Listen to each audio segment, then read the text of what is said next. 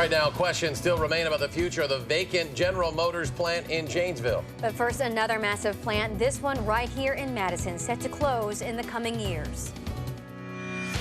This is News 3 at 6. Madison's Oscar Mayer plant will be closing its doors. The announcement made official this afternoon. News 3 was the first to report on the major manufacturer's plans to leave. News 3's Jessica begins our team coverage tonight from downtown Madison. Jessica? Well, yeah, this announcement is coming as a shock to nearly all of the local and state officials that I've spoken with today. A spokeswoman for Governor Scott Walker says he found out today. Madison Mayor Paul Soglin says he found out last night. They say that Kraft Heinz, that owns Oscar Mayer, gave them no warning that they planned to leave the city or expand in another state, taking 1,000 jobs out of the city of Madison. The mayor and county executive began to announce the steps that would happen next at a news conference this afternoon. Some 700 production line workers and 300 executives will all leave the city over the next 12 to 24 months in waves as part of a corporate closure of 7 plants nationwide. But officials said both that they'd rapidly deploy to help workers and that Madison's economy can absorb the loss. We do have the capacity to grow more jobs in other sectors. We do have manufacturers in Madison and Dane County who are right now looking for skilled workers. And so I don't think this is going to be as bad as we saw the GM closing in Rock County. Oscar Mayer's is an institution in the city of Madison. A lot of people have spent a good share of their life, almost all their life there. And it's a real sad situation to have them leave. How great it's like a death in the family.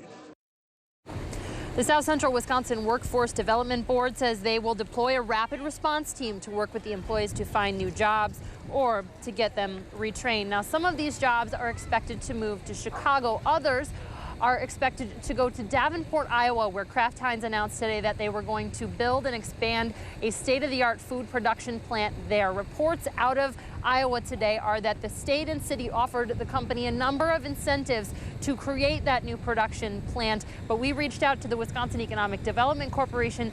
They said they learned of this closure today and that they had not been asked to provide a retention package to the company. All right, Jessica reporting live downtown. Jessica, thank you. Some workers told us today they sensed something like this might be on the horizon, but still it was a trying day for plant employees. Dave DeLozier picks up our coverage from outside the Oscar Mayer facility. Yeah, Michelle, you know, it appears as if that the Madison facility is going to take the biggest hit from today's announcement. Kraft announced that it's going to close 7 facilities in North America, and that will reduce its factory-based jobs by 2,600. Of those 2,600 jobs, 700 of them are here in Madison, with an additional 300 executive positions. Now, the employees were informed of the closure today at a 1:30 meeting. Many told us that there had been cutbacks over time and that there were persistent rumors of the closure of the facility. While this will have an economic impact on the entire region, it will be felt directly by the 1,000 employees and their families. I've been out at Oscar Mayer for 21 years, and they're just telling us that the plant is closing in January 2017. It's kind of hard to take in being there so long. Just feel bad for the people that have been there even longer and don't get a retirement or find more out in the next few months, I guess. Kind of saw it coming. Been seeing it coming for a while. We've been losing product out of this plant for several years, and I've been watching it downsize. We've got so many empty spots up there, it's not even funny. The company told the employees at today's meeting that they would be informed later of a severance package that will be available. Now, all of the employees that I spoke with today were very disappointed, which is very understandable when you invest more than 20 years of your life in a company. But quite frankly, Eric and Michelle, none of them were really surprised by today's announcement because the rumors had been persistent for a long time. But nonetheless, very tough news. Dave DeLozier reporting live for us tonight. Dave, thank you.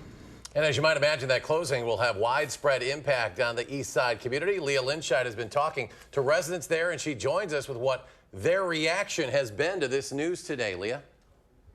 Yeah, Eric, as much as this plant has been a part of Madison's identity, just like Dave said with the workers, residents who live on this side of town really aren't surprised by today's news. Now, over at Wiggy's Bar, literally in the shadow of the plant, just a couple blocks over, owner Dave Wiganowski says Oscar Mayer has been cutting workers for the past several years. Once a renowned place to work, Dave even spent 14 years there before opening his bar.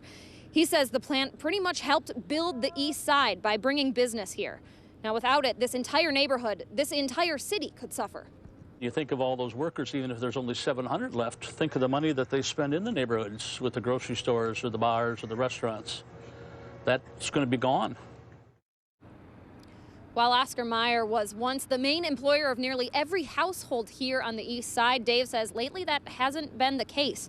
Mayor Soglin even says only about 50% of that workforce lives here in Madison. Still, that plant closing is going to have a huge impact in this neighborhood, specifically for Wiggy's Bar, in terms of patrons and in terms of property value, Eric and Michelle. Yeah, it really makes you think about that impact in the surrounding area. Leah, thank you very much. Well, Madison has gone along the ride with Oscar Mayer through some ups and some downs. Yeah, a look back now at how Oscar Mayer developed into a city mainstay over nearly a century. The founder of Oscar Mayer was, in fact, Oscar Mayer himself, who worked at a small Chicago meat market. In 1919, he and his brother set out for Madison and bought a plant from a farmers cooperative.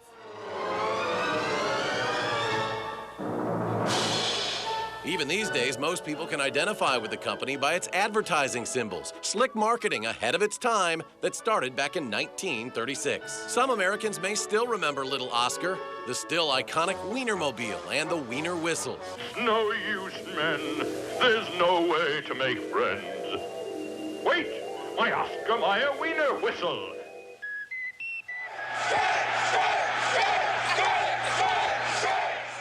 In the early 1980s, though, the company was also associated with bitter labor negotiations, a wage freeze in 1982, and threats of a strike in 1984.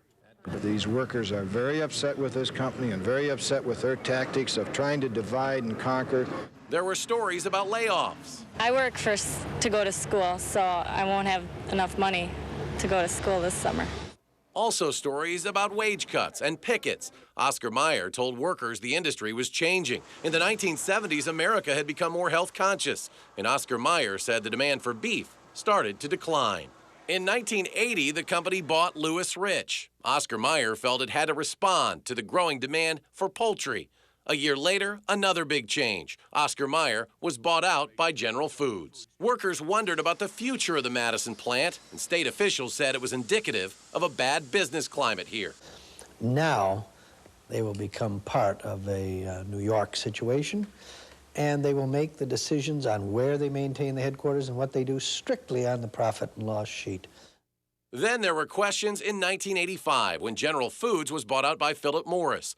Yet that year, Oscar Mayer announced a 5-story expansion to its Madison offices. We see this as a positive signal to the community that we are going to stay in Madison, that Madison is our home. The plant employed about 3,000 workers when it joined forces with Kraft in 1995. Last year was part of Kraft's refrigerated meals division, which had $3.4 billion in revenue, a little more than the $59 Oscar Mayer made on his first day in that Chicago market. Well, also today, last week, General Motors announced plans to permanently close its assembly plant in Janesville. The plans are still tentative until the contract is ratified, leaving the city of Janesville still on standby. Our Rock County reporter, Valina Jones, has more. Even though General Motors will likely sell the plant here in Janesville, the question as to who takes over the property next is still left up in the air.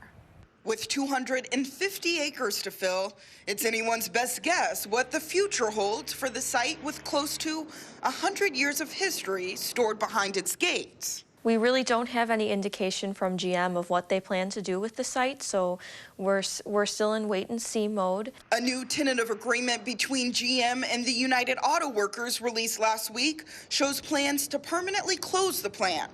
But once the contract's finalized, the next move is on GM. We are ready to work with a private company should GM decide to sell it to a private company, or we're ready to start, going to work ourselves. Though the assembly line came to a stop years ago, it's not clear what impacts on the environment have been caused that the company or another owner might inherit to clean up the site. A TAB president of Forward Janesville, John Beckard, would like to see GM pick up. They have a certain obligation to the community to not only sell the facility perhaps to the city or to a third party, but with the city as an intermediary, and they clean it up. The city's looking to implement new ordinances to make sure the property is taken care of. They're also looking to see if the site meets criteria for blight that would open the property up to tax credits. But whatever the future holds, Beckard hopes redevelopment will come sooner than later. It's a reminder of what transpired there. It would probably be helpful in the healing of our collective psyche if we could get on with this task. In Janesville, Valina Jones, WISC News 3. According to the city, once UAW locals vote and the contract is ratified, GM will begin to discuss the plant's future. That vote could happen as early as Sunday. Wisconsin Senator Tammy Baldwin is calling for a federal investigation into how the Department of Veterans Affairs handles the personal information of America's veterans. And this comes after a News 3 investigation that showed how the Social Security numbers of hundreds of veterans in Wisconsin were sent to a random citizen earlier this year from a federal VA.gov email address. Federal law and multiple VA regulations require that all emails with personal information be password protected. News 3 learned the VA's software requires password protection for emails with 9-digit numbers that are separated by dashes, but not for 9-digit sequences that don't have dashes. Since Vietnam, anyone in the military's ID number has been their Social Security number. Well, in a statement emailed to News 3, Baldwin said the VA Inspector General needs to investigate whether the VA system and process effectively safeguards our veterans' personal information. The accidental and unintended disclosure of personal information can put our veterans and their families at risk for fraud and identity theft, so we need to make certain that the VA has the tools in place to prevent that from happening. All right, this week, 2 Republican lawmakers introduced a bill that would require all kids learn basic CPR skills in class. And today, advocates for the American Heart Association gathered in Madison to talk Work on the century-old Garver feed mill on Madison's east side started today. It's the first steps in a large-scale restoration project for the historic feed mill. Today, workers were out winterizing the building, reinforcing the masonry work there and some of the bracing as well to keep it from getting some winter weather damage. And now, News 3 Sports. The Badger men's basketball team has its exhibition opener at the Kohl Center tonight, and we won't see Belgian freshman Andy Van Vliet. He has some sort of NCAA eligibility issue and can't play while the UW appeals the situation. Brevin Pritzel's also out with a foot injury, but the rest of the guys should be there for that exhibition opener against UW River Falls. It tips just after 7. Kevin Lewis joins us live from the Kohl Center. Kevin. Jay, the Badgers lost 5 of their top 7 scorers from last season, including 2 to the lottery of the NBA draft. So the reloading job is going to be a big one. Now the red and white scrimmage was a little sloppy, but that's to be expected when you have a new look team playing under the lights for the first time with referees and lights and a crowd. But despite the fact that Bo Ryan's back-to-back Final Four teams have been gutted, his players say their expectations stay high and might go even higher. Last 2 years, they kept taking a step further, and we want to take it that last step further and win the national championship. It's going to be a lot tougher. We don't have as much talent, but it's more of a glue team where we all know we have to work together as one instead of having a couple skill guys here and there. Actually, I read a quote from Jimi Hendrix, and it was, I don't like compliments, they distract me. So I remember that quote every time someone asks me a question or I see my name somewhere, someone tells me, you were mentioned here, you were there, you're ranked this, your team's ranked that. Your team, this, whatever. I always remember compliments distract you, so try to avoid them. Jay, the Badgers and Falcons tip off at 7 o'clock on BTN+. But we'll have highlights and post-game reaction coming up on News 3 at 10. The Badgers played UW River Falls 10 years ago and won by 27 points. You can probably expect a similar outcome tonight at the Kohl Center. With the Badgers, I'm Kevin Lewis, News 3 Sports. All right, Kevin, thanks very much. In Milwaukee tonight, Jabari Parker will play his first game of the season for the Bucks as they host the Philadelphia 76ers. Parker played 25 games in his rookie season before he tore his ACL in a game in Phoenix. It begins in Milwaukee hockey tomorrow, we'll have 3 local teams going for state titles. In Division I, Madison West and Division II, Milton both play their first games Friday. Division III, Mount Horeb has its semifinal game against Grafton tomorrow afternoon beginning at 5. The Packers face an undefeated team for the 2nd straight week when they play at Carolina Sunday at noon. Today, Mike McCarthy had to face a lot of questions about the Packers' struggling offense, specifically why it's been so tough for Packer receivers to get open lately. You could see McCarthy getting irked about the subject while he was talking about it. What's the definition of open? Jeez, don't poke the bear. Didn't like that question. Didn't like it. Jay, thanks. Okay. We'll be right back.